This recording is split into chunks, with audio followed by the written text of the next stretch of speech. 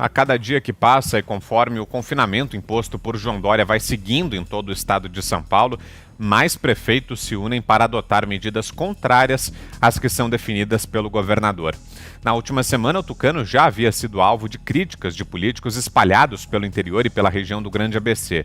Segundo a revista Oeste, agora é a vez de a Baixada Santista ir contra as ordens vindas do Palácio dos Bandeirantes.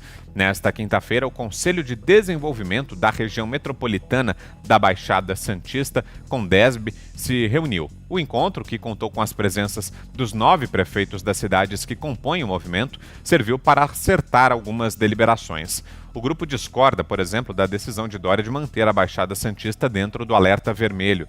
Dessa forma, para o governo estadual, os municípios do litoral não poderiam nem pensar em retomar as atividades econômicas agora.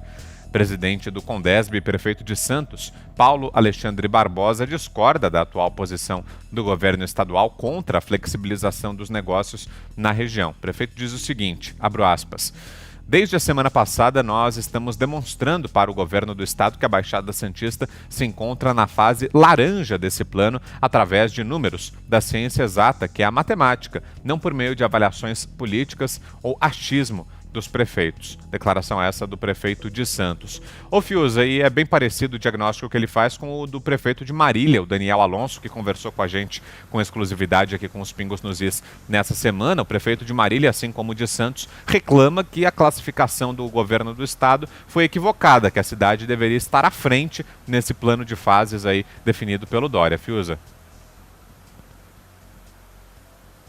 Exato, Vitor. O prefeito Alonso nos contou que a situação de ocupação de leitos de UTI em Marília é de um leito ocupado, né? Então, evidentemente que ele fez o trabalho que muito gestor não está fazendo, gestor que se autoproclama gestor, de realmente fazer um plano de reabertura seguro, né? Quer dizer, que tem que ser exatamente isso, número de infectados e ocupação, disponibilidade de leitos.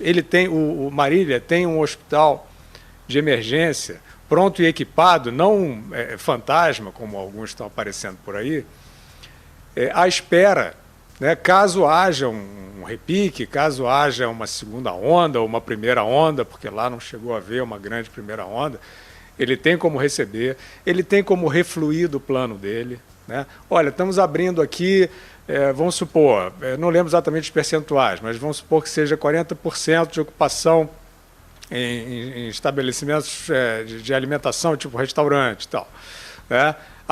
Achamos que há um avanço, um aumento no número de casos, eles podem regular isso, eles podem diminuir, eles podem até voltar a fechar, se for o caso. Agora, o que não é possível de se explicar, Vitor e Zé, já por nenhuma ciência, por nenhum critério de gestão ou humanitário, é você caminhar para 3 meses de trancamento. O Zé Maria acabou de dar uma aula sobre a questão do repasse da verba federal. O governo federal, como sempre acontece nas calamidades, vai socorrer o povo na ponta, né? A União é que socorre o povo. Agora, e isso é o mais importante nesse momento, as pessoas estão precisando. Agora, isso tem um preço que será tão maior quanto mais longo for esse trancamento, quanto mais longa for a insistência nessa experiência mística. Nós estamos vivendo uma experiência mística de lockdown, né? Não há, como já dissemos aqui, o prefeito Bruno Covas dizendo, não, vou plantar uma árvore para cada óbito. Eu não vou nem comentar uma declaração como essa.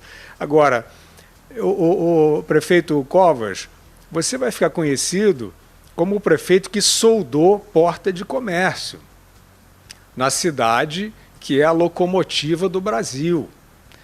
E esse preço vai ser contado também em vidas, não só em dinheiro. Esse preço vai ser contabilizado em vidas. O tamanho, a extensão da pobreza, do escasseamento de meios, será brutal. E por que, Vitor, eu estou sendo enfático em relação a isso nesse momento? Porque este é o momento de quebrar esse tabu. não é o libera geral, não é nada, flerte com irresponsabilidade, nada disso. Apenas nós estamos já com a total percepção de que ficar em casa não é seguro de vida. Quarentena não é vacina, como disse o próprio Daniel Alonso, né? Então, o que é o momento? Já tivemos um período, nenhum especialista, nenhum epidemiologista vai dizer, teoricamente, que você precisa de 3 meses de lockdown, ninguém defende isso. Está sendo prolongado artificialmente, e o que você precisa nesse momento, de fato, é coragem, como gestor, como líder, como homem público, para liderar a sociedade para uma abertura responsável. Porque, Vitor, os lojistas têm medo, em muitos lugares, Marília talvez não, mas nas capitais, nas cidades maiores, eles têm medo de reabrir e perder dinheiro. Empresários têm medo de reabrir escritório e ser condenados pela opinião pública. A gente já falou aqui, a Ana Paula esteve aqui, a gente está falando da patrulha, os antifas digitais que estão excitadíssimos, perseguindo todo mundo com falsas ciências. O empresário hoje ele tem medo de abrir o escritório, ele tem medo dos próprios funcionários. Vou dizer, olha, a gente passa a funcionar, vou botar uma data aí. Era 1º de junho, até outro dia. Já passou. Quem disser, 1º de julho a gente volta a funcionar, o cara tem medo de dizer. Por quê? Porque a gente está num tabu. Os verdadeiros gestores, os verdadeiros representantes do povo, que têm seus cargos eletivos, que têm seus votos, nesse momento eles têm que liderar a reabertura das sociedades, responsável, protegendo os grupos de risco. Eles têm que dar transparência aos dados de ocupação hospitalar, que não há transparência em relação a eles. E eles têm que fazer isso logo, porque é o seguinte, daqui a muito pouco tempo, a população não vai mais aguentar, os auxílios não serão, né, os auxílios emergenciais do governo não serão mais suficientes, e a gente vai ter uma situação muito grave de desordem social se insistirem nessa postura que não é nada científica. Zé Maria, rapidamente, vai lá, em 2 minutinhos. O Vitor, é o seguinte, eu venho anunciar aqui uma grande preocupação do presidente Jair Bolsonaro, que foi mal entendida, né? A ideia do presidente era evitar essa situação. Mas, assim, dói, 40% dos restaurantes em São Paulo vão fechar definitivamente as portas. O chefe Fogaça, que é famoso em São Paulo, né, encerrou as atividades e anunciou a demissão de 200 funcionários. Aqui em Brasília, restaurantes famosos como o Fritz, o Piantella, fecharam definitivamente, pubs aqui. Então, ninguém sabe o que vai reabrir depois desse evento. É evidente que os representantes do povo eleitos para isso tinham que pensar nesse pós-pandemia e não houve esta avaliação nos estados e municípios. E aí o presidente Jair Bolsonaro ficou sozinho e aí é fácil apanhar, né?